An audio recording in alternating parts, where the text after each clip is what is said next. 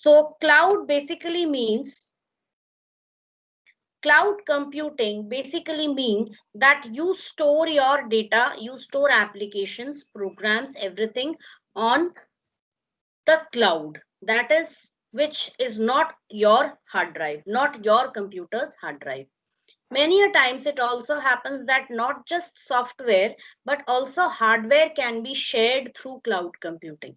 That is, sometimes these large data centers, they even provide facilities to people to use the hardware, use updated hardware. Okay, suppose you are using a computer which is very old and you want a change or an upgrade, so you will be going for a new model of a computer, right? A few years or a few months later, again a new model comes in and you want that. So what will happen? Every time you have to purchase it. So instead of doing that, you can even hire hardware through cloud computing, through data centers. Okay, I haven't done that. Okay, if I find something, I find a particular source, I will definitely let you know. But I had heard it from somewhere that if you want, you can also use the hardware through cloud computing. These data centers, they normally have, they keep updating their hardware. Okay, so by paying some money, some fee to them, you can use the hardware. It would be as if you are working on your personal computer. All you need is your own personal computer with your usual hardware, and you need a strong internet connection for that, a fast internet connection, because you will be using that hardware using remote access. That is, remotely you will be accessing that data center's hardware. Okay, so it's as if you are, so what is actually happening? Data from your computer, when you type something and you save a file, it is actually getting saved in the data center. So you are using the hardware of the data center. Okay, and also accessing and storing data and programs. For example, you all have seen Google Drive, OneDrive. Okay, so all these are what they are, cloud applications which are used to store your personal data. If suppose your computer or your mobile is getting too much clouded up with data, if you normally it happens that on WhatsApp we get thousands of messages every day, we click a lot of selfies every day. So all that data is getting stored in your phone, or maybe on your computer, on your laptop. You keep creating programs, you keep creating files, downloading files. So this ultimately eats up your hard disk space. So what you can do is you can make use of your Google Drive account and keep saving, uploading things to your Google Drive, and you can clean up your computer. So that way your data will be there in the cloud, and it will be protected by a password also. Your Google Drive account can be accessed using what? Your Gmail ID. So your Gmail ID can be used across multiple Google apps, whether you use Google Classroom, YouTube, all the Google products which are there. Okay. Google Forms, Google Docs, Google Sheets, anything which you use that can be accessed using your Google, your Gmail ID. Similarly, your Microsoft ID, which you have, students, you have no idea what all things you can do with that. You can easily log on to Microsoft's website. You can, because you have your email, Microsoft email and password, you can use that to access one Microsoft OneDrive, create files there. Okay, share files, so many different things you can achieve using cloud computing. So where is your data getting saved? It is being saved on the cloud. So there are two types: public cloud and private cloud. Just a second.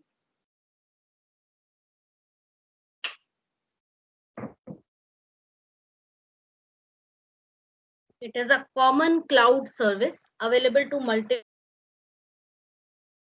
resources. Like servers and storage are owned and operated by a third party cloud service provider.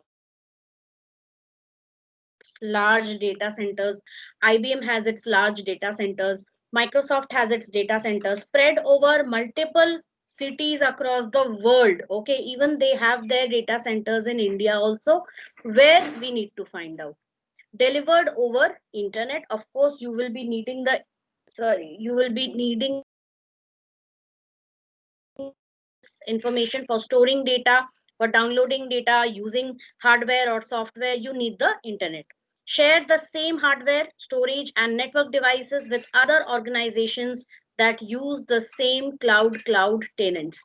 So this is what I was talking about. You can not only share apps, software, or data, but you can also share hardware, storage, and network devices. Okay, they also provide these. मतलब किराए पे देना. Do you understand that? There, suppose you have a large house and one floor of your house is almost empty all 12 months of the year. So what you will think, you'll think that okay, this upper floor I can rent it to someone, right? So what they do is they rent out their hardware, storage, and network devices to other clients. Those clients could be individual people like you and me, if you have that much of money, or they are usually large organizations which use these hardware over the cloud. Some public cloud applications are here, Microsoft Azure, iCloud Drive. So these are some of the example applications. They are used to provide My voice is breaking in online between. office applications. 1 second. That's because of some network issue at my end, I think. Yes, I'm getting a poor network quality symbol. 1 second, let me stop the share, and now it is okay. Okay, fine. Hello, is it okay now? Yes. Okay, just let me know. 1 second, I'll do one thing. I'll change my, yeah, and then I'll see.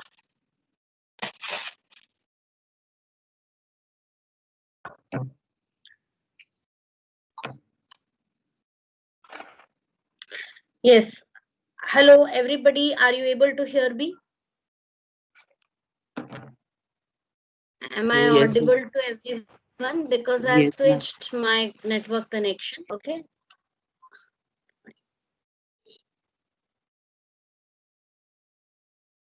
How to create a file in cloud? Okay, a question by Divya Jyoti Rao. So I'll show it to you. So we'll go to Google Drive.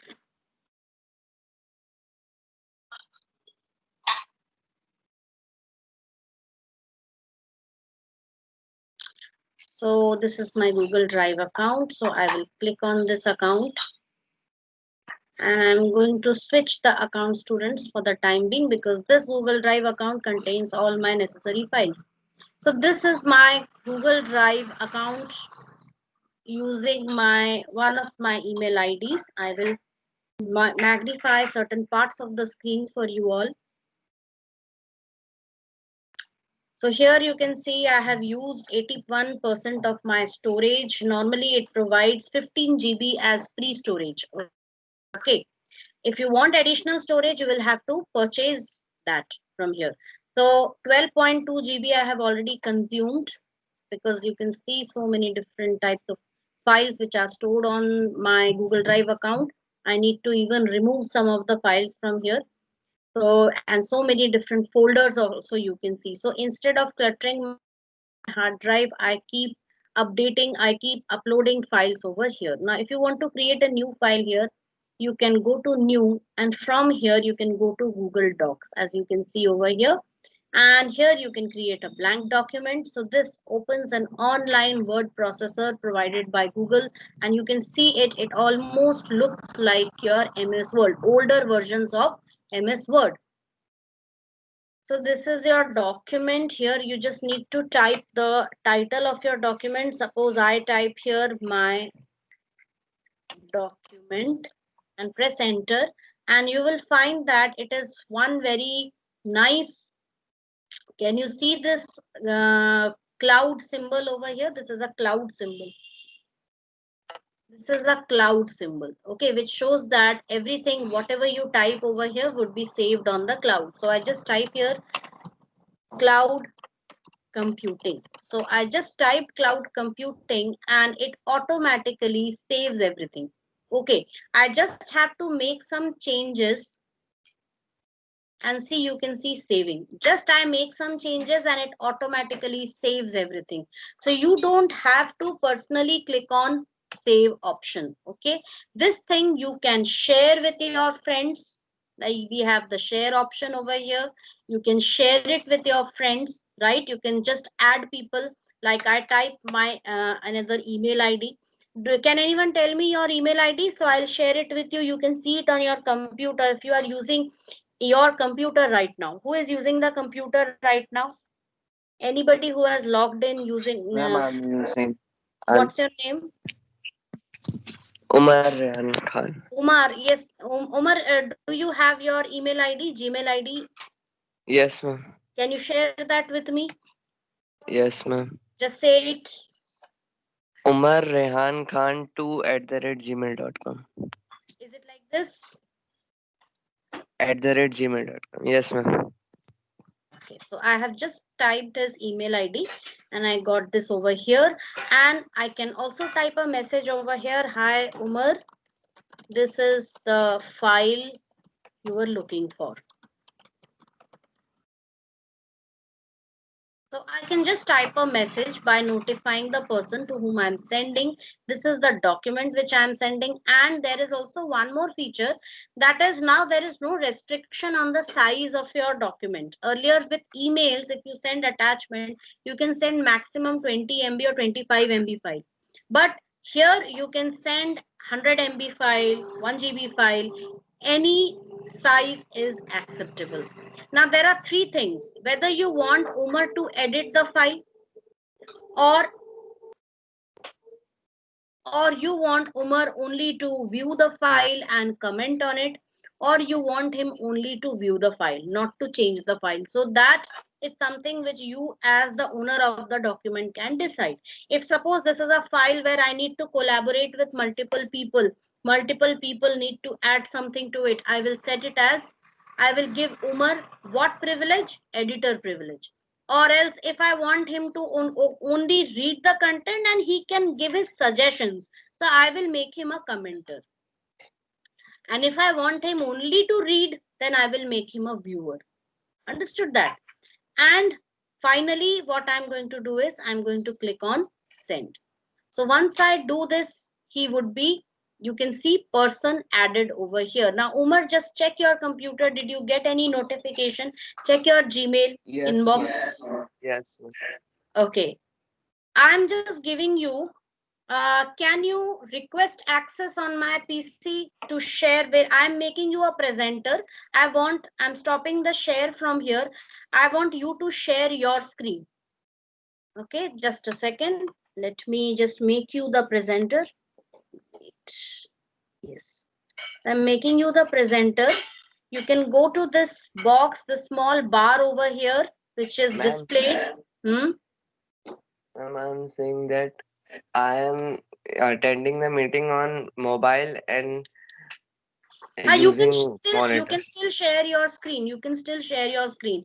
You might be able to see a small gray colored bar, a black color strip on your screen. So within that, go to more actions and you will find share. Can you find that? Yes, ma'am. Yes. So click on share and select screen. Share your screen. So all of us will be able to see your screen. Yes, ma'am. 1 minute. So everybody stay tuned. He is going to share his screen and we will see what is he sharing. Yes. So here it is. Yes. Yes. So you can see that this is the document and you can see open in docs written over there. Just open it. Click on open. And see, you'll be able to see whatever I had written there, it will appear. See, I had typed the spelling wrongly. Now I'll make the changes over here. Or Umar can make the changes from there. Make the changes. Ma'am, it's not. Just tap on this. You can see a pen icon over here. With this, you can edit. Yes. You'll Ma'am, have it to. is asking to use the Yes. app. Yes. So what he has to do is he has to install the Google Docs app. And once he installs the Google Docs app, he will be able to make changes. Okay. So after this class, you can uninstall this Google Docs app. Okay. This is just for showing people how we can work on it. So it will take a moment to install this.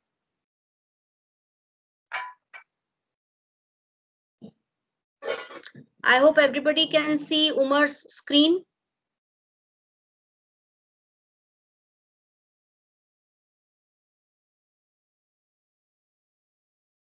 So while it is installing, let me tell you, yes, it has already been installed. Now you can open it. Yes, skip.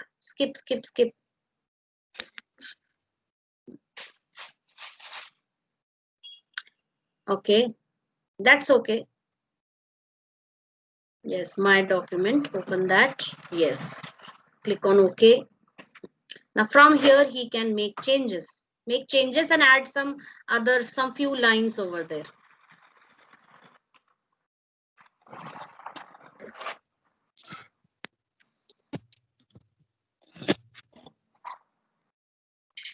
Hello, and just correct the spelling of computing. Remove that extra C from there. Bus. And just click on that tick mark, which you can see at the top left corner. Yes. It's saved. Okay, now I will be showing you my screen. So Umar, you can stop your share. Go to Teams. Yes.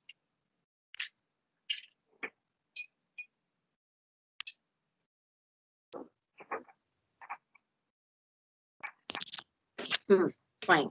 And now I'll be showing you all my screen. So you can see whatever changes Umar had made, it is changed over here. Okay, and now he's making, I'm not doing anything, he's making changes there. I can also make changes. Here I just make changes and I'm removing this E and R. So this is the spelling of computing for me. And I can add some statements. These are statements typed by Gargi. So you can see over here, this window is accepted by two people. It is being shared by two people, right? And I can also open the chat box. So here I can just give him a message. Hey, are you making changes? Just type something, Umar, so people can see this conversation also. Yes, so he gave me a yes over here. And so this way you can even converse with your partners who are, or your collaborators whom you are working with. There is another way to share. I can click on this share, and instead of adding people or groups, you can also share the link. Okay, that is, I can just click over here, anyone with the link. Now anyone with the link, I may not want everybody to make changes, so I will just keep them as a viewer or a commenter over here. Understood? So this is, and once you do it, copy link, click on done, and this link you can share everywhere. You can just type it on WhatsApp. So I'm just going to type it somewhere in Word. So this is the link, and if you, this link I would be sharing through WhatsApp. The same link which I always share for your notes. Okay, that is what? That is a Google Docs sheet. So what you can do is you can go there, and I have given you the privilege to add comments. So you can add your comments over there, but you cannot make any changes there. So if I click on this link, it will take me to that website.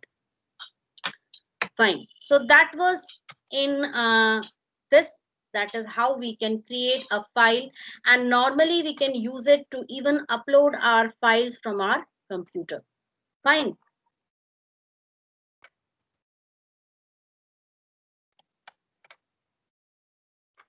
Next is private cloud. Consists of computing resources used exclusively owned by one business or organization. Services and infrastructure are always maintained on a private network. Now, the same thing, an organization can create a cloud data center only exclusively for use by its own business or its own organization. So hardware and software dedicated solely to one organization, basically used by government agencies, financial institutions, other mid to large size organizations with business critical operations. Resides on business critical operations means there might be certain things which the organization may not want to get leaked out. Okay, that's why. Resides on companies intranet. Intranet is what? It is the opposite of internet. Internet is what? It is not owned by anyone, but intranet is owned by a company. It is a network which runs within the company, and outsiders or information or data coming from outside or data going from inside to outside, incoming and outgoing data is not allowed, or even if it is allowed, there is some kind of a filter or monitor which checks what type of data is going out or what type of data is coming in. Normally it is protected by a firewall. So resides on company's intranet or hosted data center where all data is protected with a firewall. So that was all in cloud computing. Students, I have already sent you the detailed notes regarding this. So please start working on that. Okay. So today I'm not going to, initially I thought I would start some programming, but because your unit tests are approaching, so it's better that we revise certain concepts, right? So I'm again going to open computer system overview. So we will just start revising from the beginning what all things we need. This is the chapter. You can always read the chapter, and I will share this PPT also with you. So here we are back again. So computer system overview. So basic computer organization, we had studied about what is the logical structure of a computer, how components are connected. So this is the basic computer organization, and computer follows the IPO principle, that is input, process and output. Okay, let me ask a few questions. Nobody will leave the meeting, students. Okay, I have seen many people leaving the meeting. If I see that, I will be highlighting the name directly on the group. Okay, so just raise your hands and I will give you the chance to answer. Okay, now name some input devices. Name 5 input devices. Name 5 input devices. Yes, Divya Jyoti. Yes, ma'am.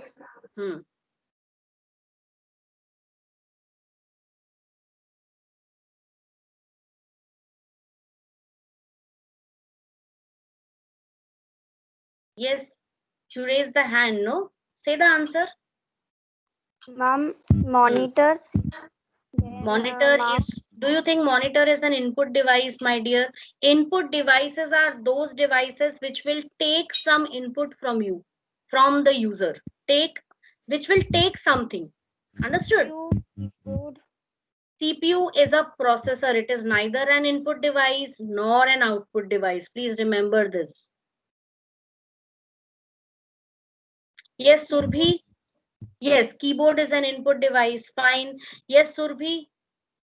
Yes, ma'am. Yes. Ma'am, keyboard, mouse, Yes. touch screen, Hmm. joystick, scanner. Very good answer. Keyboard, mouse, joystick, touchscreen, and scanner. Very good. Okay. Name some output devices. Raise your hand, students. Those who know the answer, you can raise your hands. Somebody, yes, Shalini Thakur, name some output devices. Ma'am, monitor, printer, Yes. projector, speaker, Hmm. and Very good. plotters. Very good. Very good. Wonderful. Clap from my side. So, printer, projector, speaker, plotter. Okay, these all, even headphones, these all are examples of output devices. And CPU is a processor, students. It is neither input nor output device. The work of CPU is only to process data. Okay, next question is, CPU contains three important units. What are they? CPU contains three important units. Only a few students are raising their hands. What about the others? If you know the answer, raise your hand. Nobody can see you over here. You just have to speak or send the answers through chat. If you can send the answers through chat here.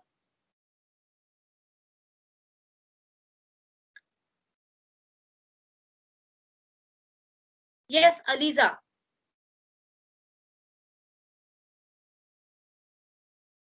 Aliza, are you there?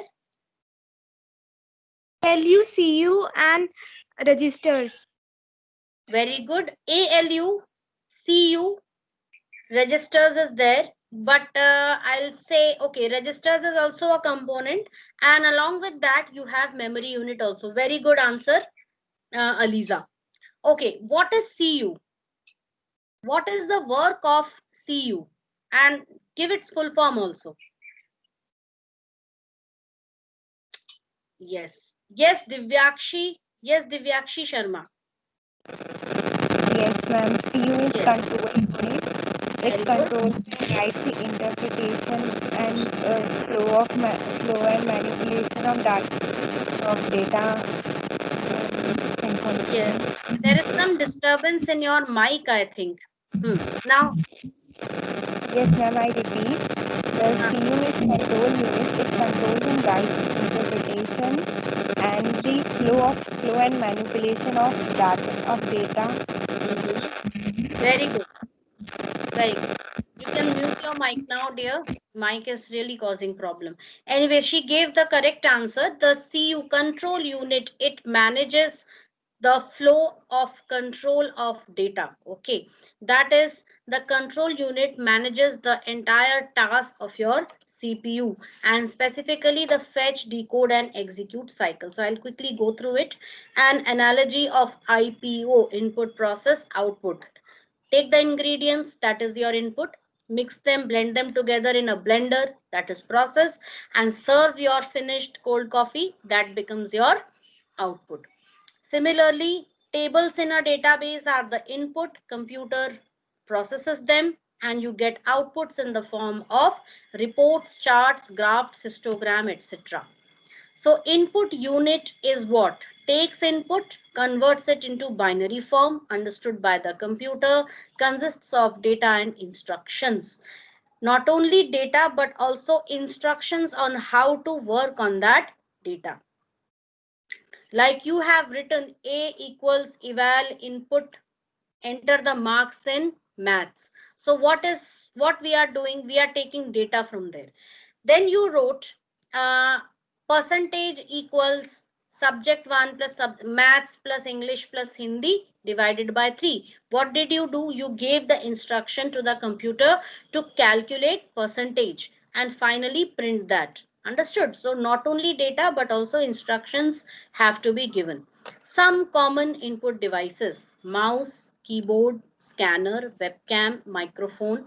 Some common output devices. Okay, I'll just take some more time on this. Mouse, keyboard. So all these devices, think closely, students. You don't have to learn anything. All those devices which take something. Mouse is used to click on the screen. So you are clicking, that means you are giving some input. Okay. Keyboard, you are typing data and instructions on the screen. That means you are giving some input. Scanner, place the image inside the scanner and it will scan something. Okay. And you can also see a mic, that is microphone, a webcam. So all these things are what your input devices. Not only this, but we also have joystick. Let me open another PPT which I have. This PPT is for class 9th, but it is going to help you also, I think. Second.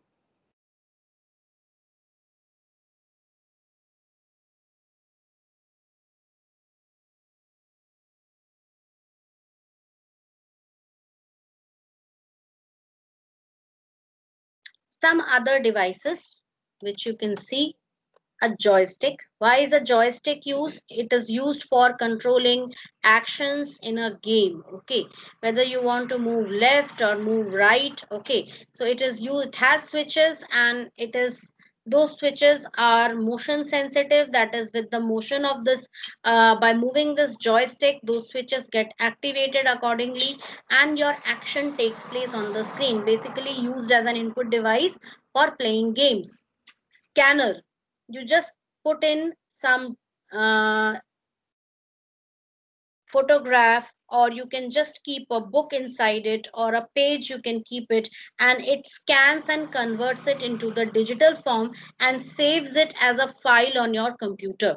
Okay, how do you think I have been able to scan these books? If I just open it, now I don't have a scanner at home. So these days, many scanning apps are available on the mobile, on your smartphone.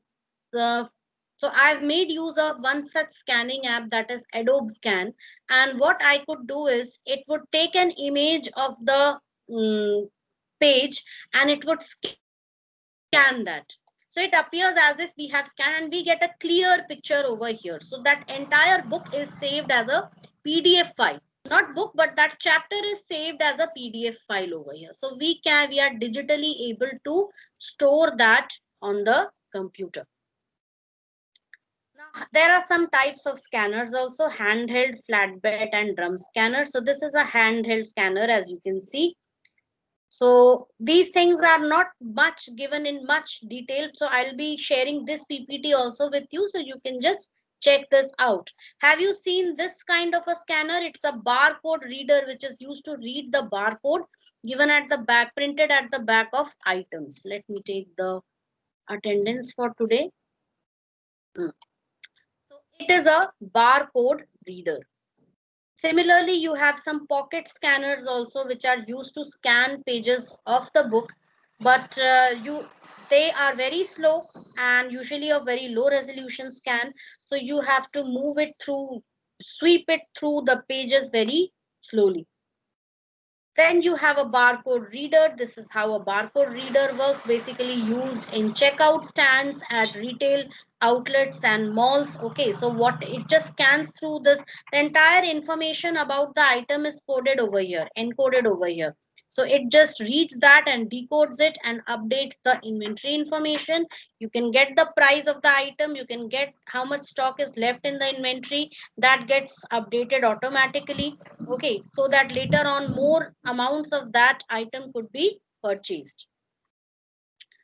QR code scanner, I'm not going into the details of it, everybody already knows what it is, so you can just read through this, you'll understand. It's quick response code, and basically it is used for tracking something or redirecting to some website. Understood? Pay online bills and all these kinds of things.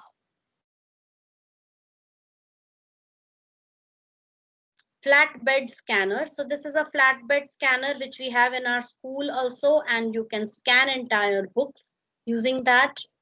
And you have a drum scanner also, where there is a drum like machine, and within that you can see the page is just rotating very fast inside that, and it is getting scanned and saved on the computer.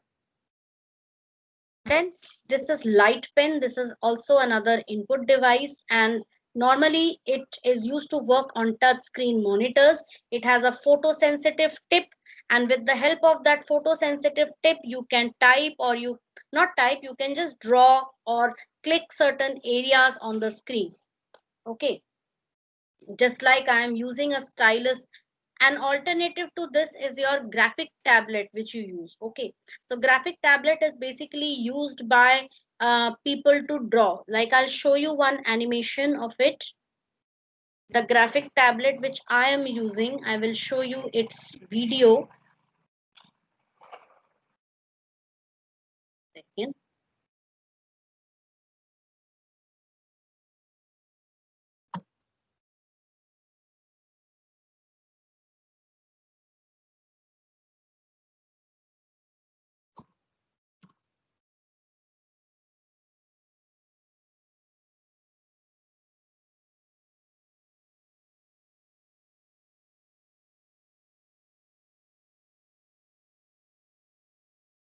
This is the graphic tablet which I am using. Okay. Not exactly this one, I'm using the smaller one. So with this you can write. I just wanted to show you a small video for that.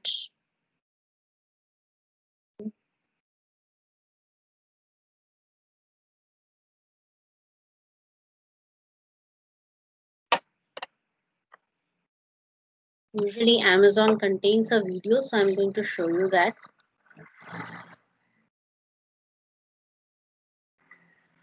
There is a video here.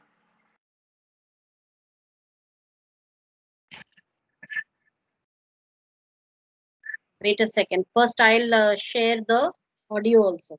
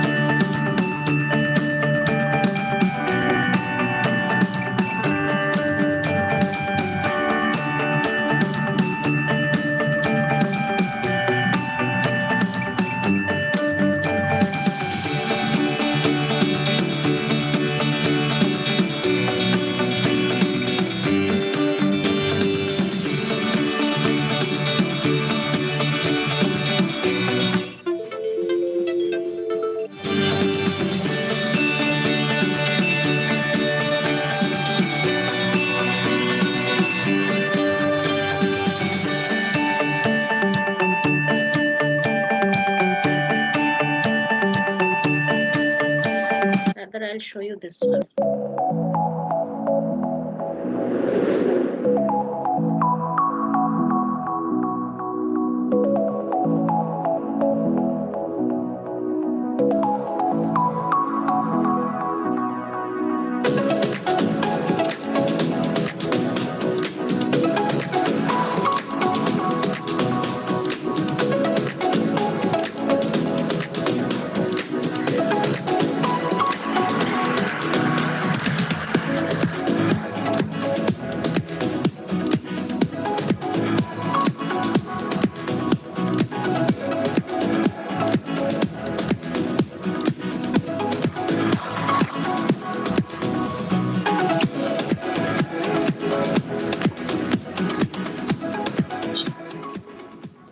So you can see how these graphic tablets they work. So with this we end today's class, and then in today be ready for the test at 11 a.m. sharp. Okay, and we will be doing revision only till your unit test. Yes, Vedant, you have any question?